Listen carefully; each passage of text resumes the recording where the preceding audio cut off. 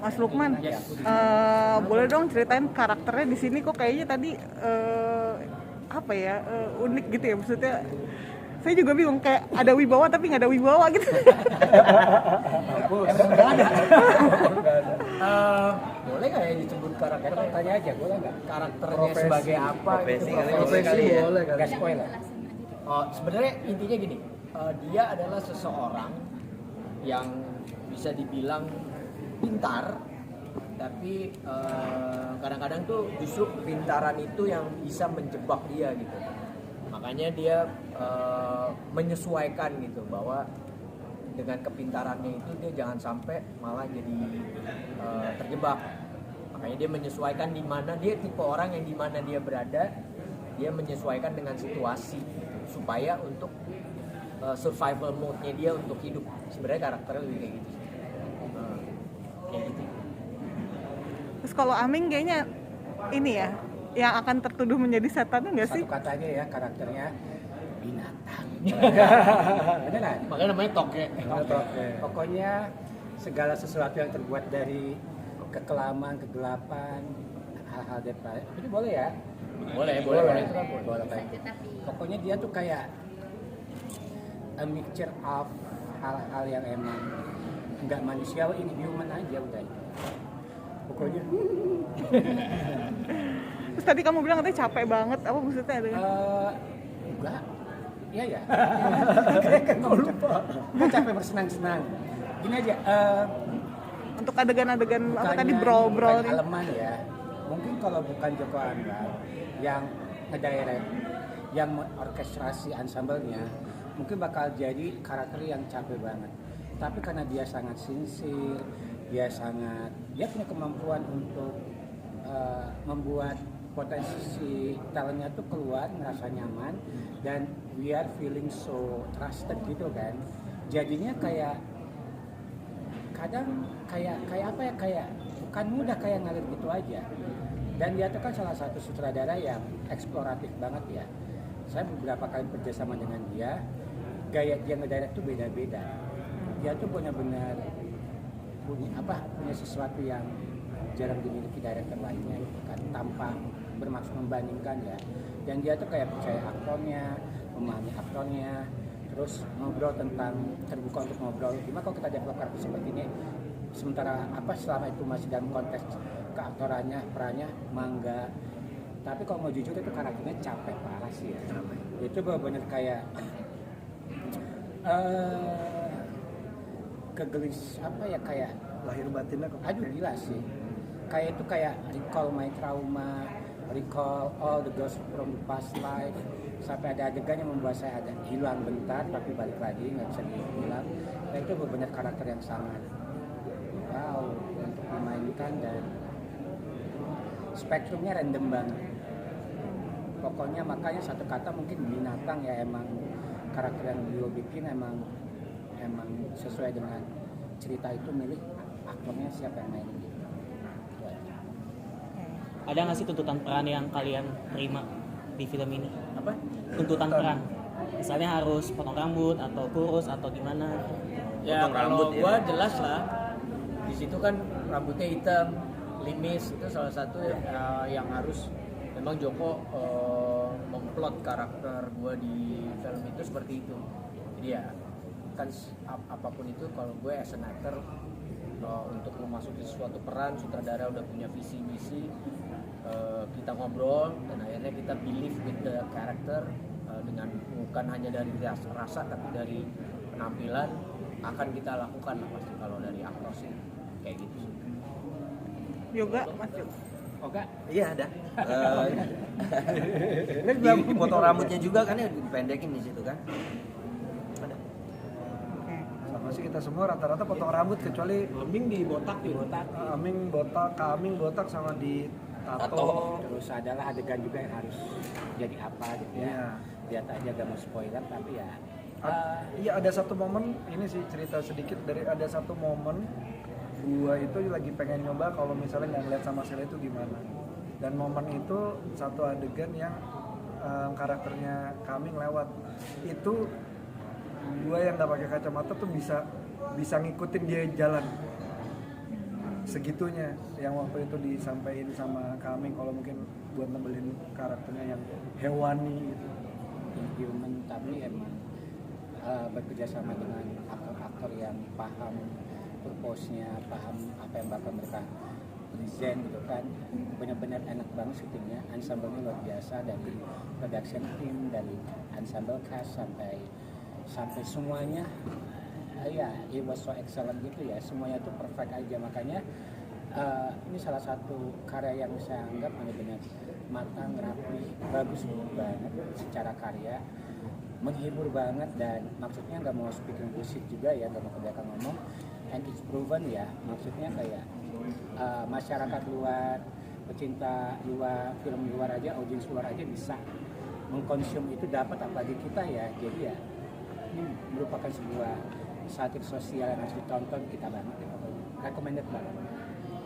Kalau Pak Wendy, aku pengen tahu dong, kan main filmnya tuh selalu film-film yang saya bilang sih selalu yang bagus gitu, kayak maksudnya kayak walaupun kadang-kadang porsinya mungkin nggak dikit, tidak banyak ya, seperti Pangku. Biasanya tuh buat kayak Pak Wendy tuh apa sih yang menentukan itu, terutama di film ini juga kan katanya aktingnya sendirian gitu. Biasanya tuh momen-momen apa sih atau pencetus-pencetus seperti apa sih yang akhirnya oke, saya ambil gitu? Oh iya, pertama biasanya kalau saya secara keseluruhan film biasanya kan ada karakter yang tantangan apa dalam karakter ini. Terus apakah karakter yang ini berbeda dengan karakter yang lain? Karena saya menghindari untuk menjadi pemain yang stylish ya.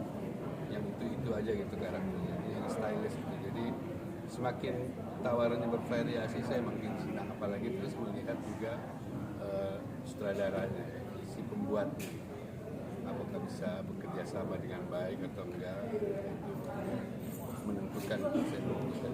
Bukan banyak bukan besar kecil perannya, tapi seberapa besar fungsi peran yang akan saya mainkan.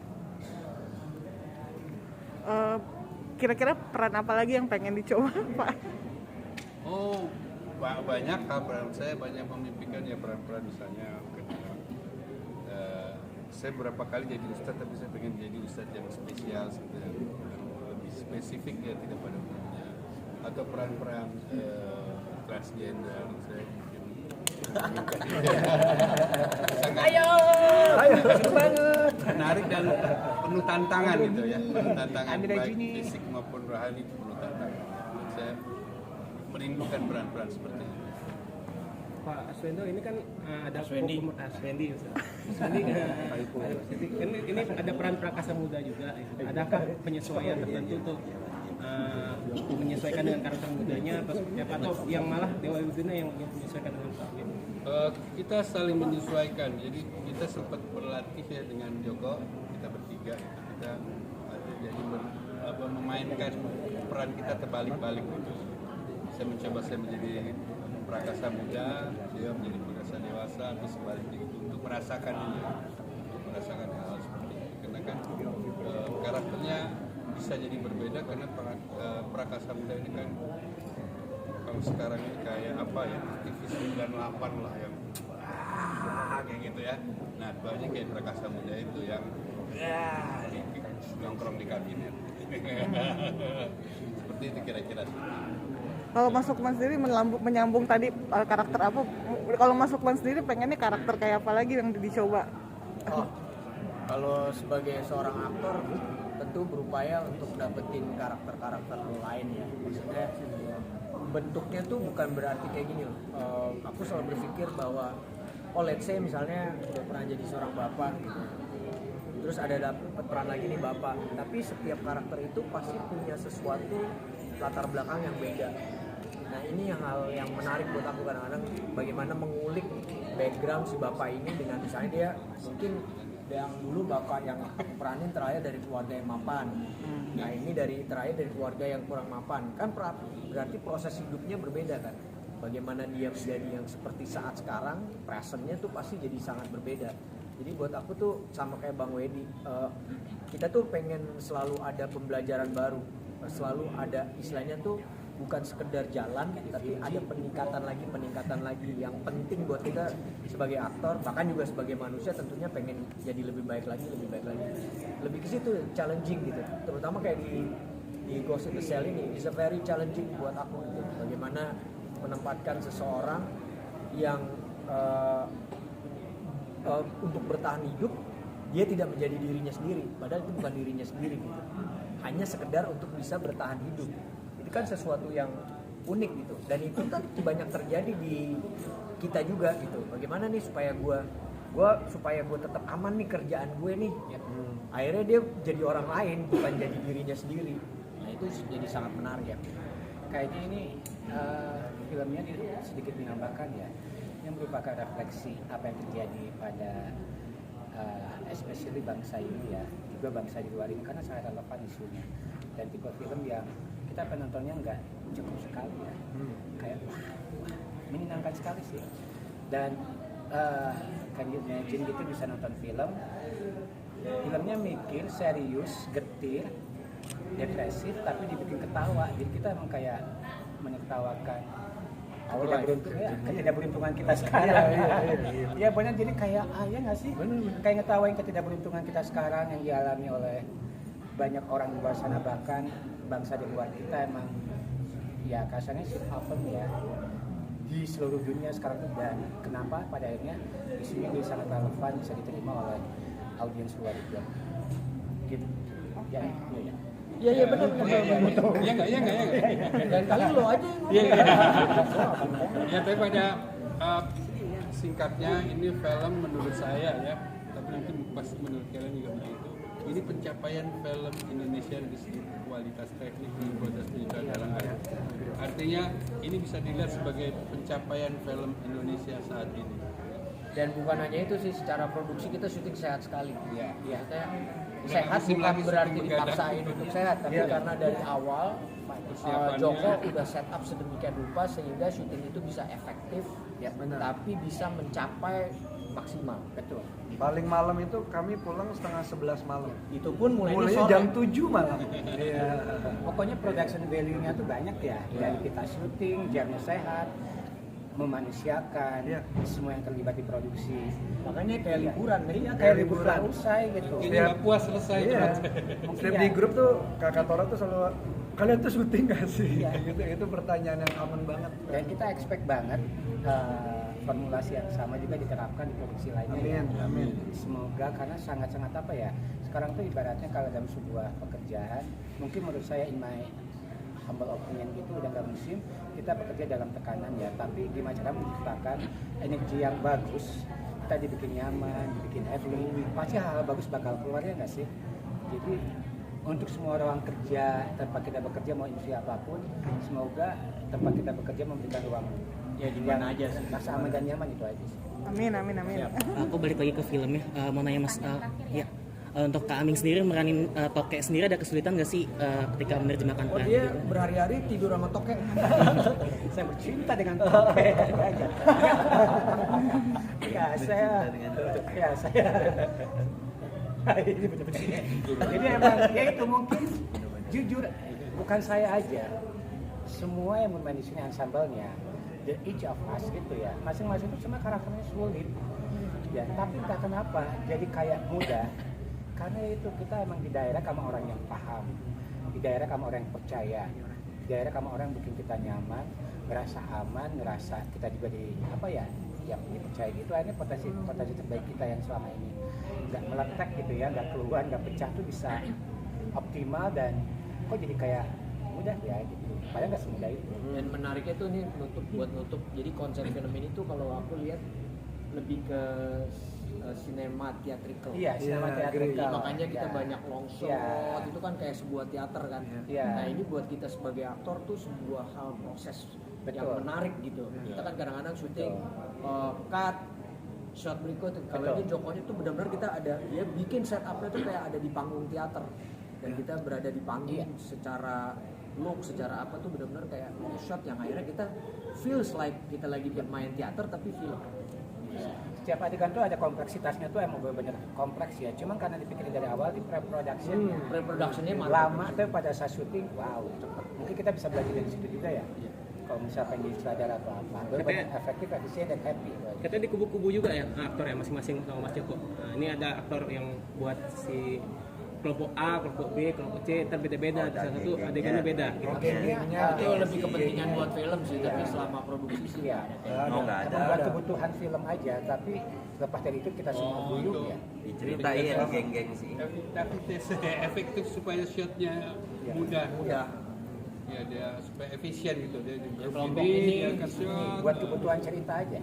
Jadi emang lepas dari itu kalau tiap kita syuting kita tuh guyup banget dan emang tanpa disengaja itu sesuatu yang organik Basah, ya kan? Basah. Guyup. Basah. Kayak start lagi. Jadi emang Support Ikada lah. jadi emang organik gitu kan chemistry-nya karena emang dibikin sangat natural jadinya kelihatan di film dapat semua itu. Oke. Masih mau ngomong? Jangan lupa nonton. Jangan lupa tanggal berapa? Ghost in the Shell mulai tanggal 16 April 2026 di bioskop. Di bioskop. Sekali barengan. Apa ini? Dari Om Benny jangan lupa saksikan. Ya, jangan lupa saksikan Ghost in the Shell tanggal 16 April 2026 di bioskop. Udah. Foto Banyak. Remaja boleh ke Arman dulu. Ayo, aduh. Makin lapar ketawa. Ke tengah dulu 1, 2, 3. Lukman udah lapar tuh buka. Padahal gua nggak puasa. Sekali lagi. Jamin kalian gak cukup nonton sekali. 1, 2, 3, 1, 2, 3 dan 1, 2. Oke, bebas. 2. Terima kasih. Bebas kata Arman. 1, 2. Get and oke.